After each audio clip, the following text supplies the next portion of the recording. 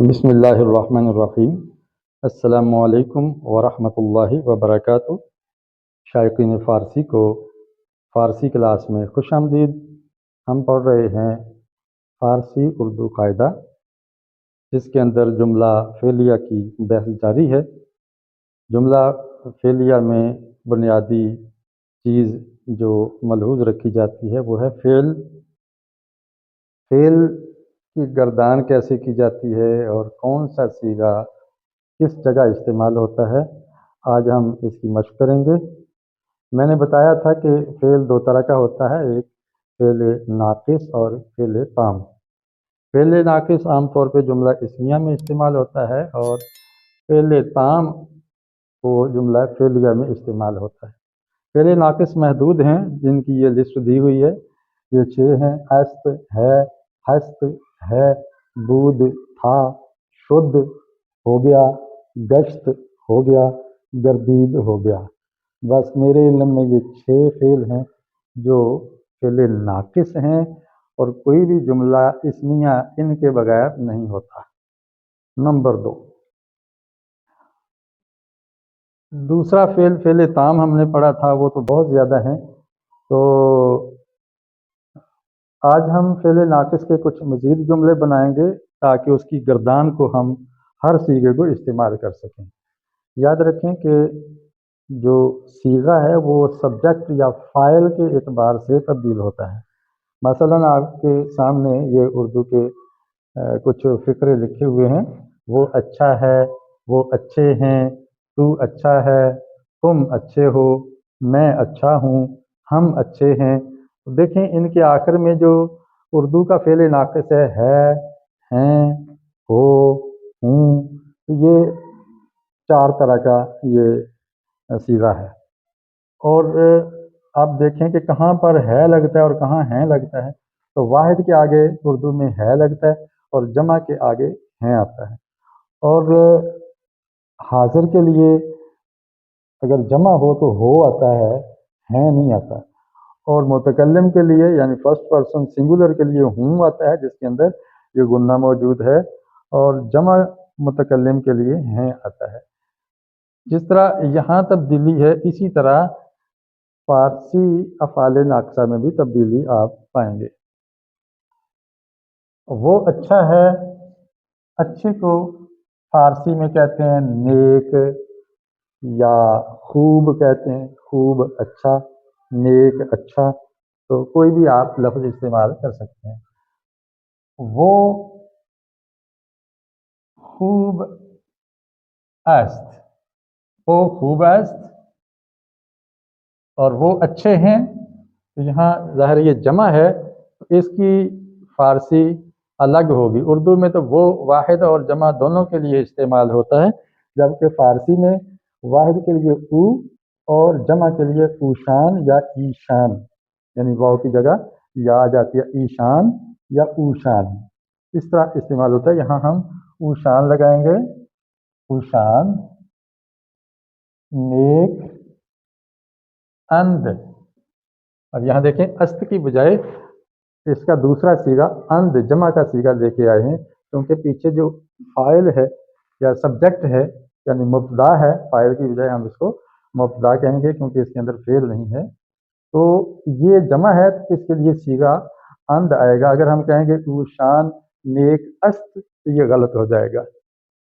تو اچھا ہے، تو کی فارسی تو ہی ہے، اچھا کی ہو گیا نیک، اور یہاں اب است لگے گا یا کیا لگے گا؟ ہاں جی، یہاں است بھی نہیں لگے گا، اند بھی نہیں لگے گا۔ تیسرا صیغہ میں نے کہا تھا چھوٹی یا آتی ہے، تو نیک ای، تو نیک ای، تو اچھا ہے، چھوٹی یا آئے گی۔ پچھلے لیکچر میں نے اس کی گردان سکھائی تھی کہ است کی سین تا ہٹا کے ند یا ید میم یم لگاتے ہیں، ند یا، اور اس کی جمع ہو گئی ید اور میم اور یم۔ یہ نشانیاں ساری گردانوں میں آپ یہی 5 نشانیاں دیکھیں گے۔ تو نیک ای، اور شما، تم، تو کی جمع آ گئی شما، نیک، عید، است کا ہم نے الف لگا دیا عید، تو شما نیک عید، آگے ہم ختمہ لگا دیں گے، یعنی جملہ ختم ہونے کی نشانی۔ میں اچھا ہوں، من میں، اچھا نیک۔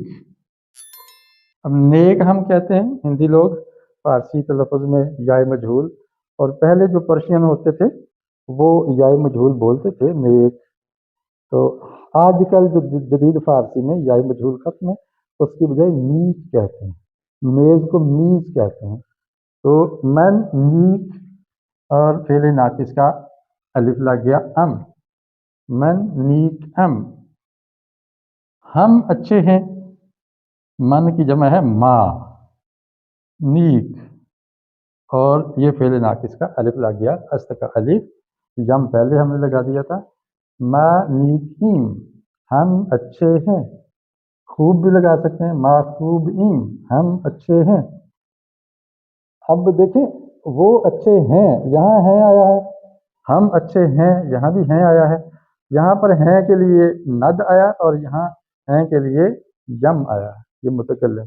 یوں سمجھے فارسی کے اندر متکلم کے صیغے میں آخر میں میم ضرور ہوگی، جیسے اردو میں بھی میں اور ہم دونوں کے اندر میم موجود ہے، تو یہ آپ کو میں چٹکلا دے رہا ہوں کہ اس کی جب ہم فارسی کریں گے تو فارسی ضمیر میں بھی، واحد میں بھی من کے اندر میم ہے، اور جمع کے ما کے اندر بھی میم ہے، اور جو آخر میں ضمیریں آئی ہیں اس میں بھی ام کے اندر میم ہے اور ایم کے اندر میم موجود ہے۔ تو یہ تو مسئلہ کلیئر ہو گیا کہ جس چیز کے آخر میں، لفظ کے آخر میں میم آ جائے وہ عام طور پہ متکلم کا صیغہ ہوا کرتا ہے، اور جس کے آخر میں ند آ جائے تو وہ غائب ہوگا، چھوٹی یا آ جائے تو وہ حاضر ہوگا۔ چھوٹی یا کی اور بھی قسمیں ہیں اسموں کے اندر، وہ میں انشاءاللہ جیسے جیسے ہم آگے بڑھیں گے تو وہ سمجھاتا چلا جاؤں گا۔ ہم نے اس کے فارسی کر لی، یہ تھا ہم نے است کی گردان کر لی۔ اگر کہنا ہو کہ وہ برا ہو گیا، تو ہو گیا کی فارسی ہے گردید، تو بتائیے کیا لکھیں گے بلا؟ او بد گردید، وہ برا ہو گیا، اور اوشان بد گردید۔ اب جمع ہے تو کیا کریں گے؟ ہم نون ڈال کر اضافہ کریں گے،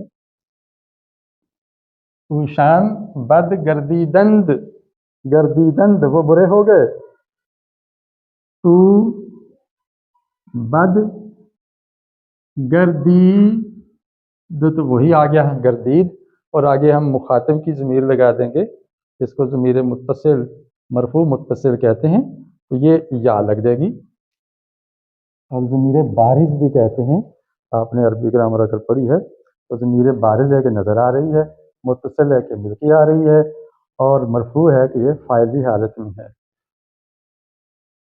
اور سبجیکٹو کیس میں ہے۔ تو بد گردیدی، تو برا ہو گیا، شما بد گردید تو وہی آ گیا پہلا صیغہ۔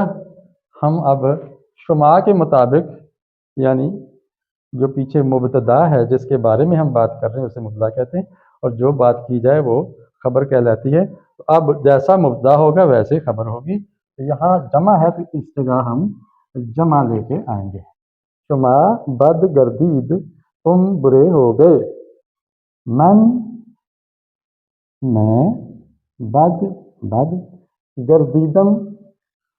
اب گردید کا معنی بھی ہو گیا، گشت کا معنی بھی ہو گیا، شدھ کا معنی بھی ہو گیا، تو ہم کوئی بھی استعمال کر سکتے ہیں۔ تو یہاں چلے ہم شدھ لگا دیتے ہیں۔ اب شدھ تو پہلا صیغہ ہے، اب من کی مناسبت سے ہمیں آگے صیغے کی نشانی لگانی ہے، وہ آ جائے گا میم، من بد شدم۔ اب آپ بتائیں گے ما بد شدھ، کیا یہ درست ہے؟ جی، پھر کیا اضافہ کریں گے؟ جی ہاں، جمع کا اضافہ ہم کریں گے، میم کی جمع آ جائے گی یم، ما بد شدیم، ہم برے ہو گئے۔ اس طرح گردید، گردیدند، گردیدی، گردیدید، گردیدن، گردیدین، یہ فعل ناقص کی گردان ہے، اور ہم فاعل یا سبجیکٹ کے اور مبتدا کے موافق صیغہ آگے استعمال کریں گے۔ یہ ہے جاندار کے لیے یا عاقل کے لیے۔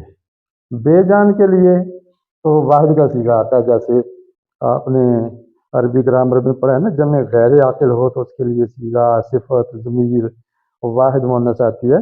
فارسی میں بھی کچھ ایسا ہی ہے، اس کے اندر جاندار اور بے جان کا خیال رکھا جاتا ہے اور فرق کیا جاتا ہے۔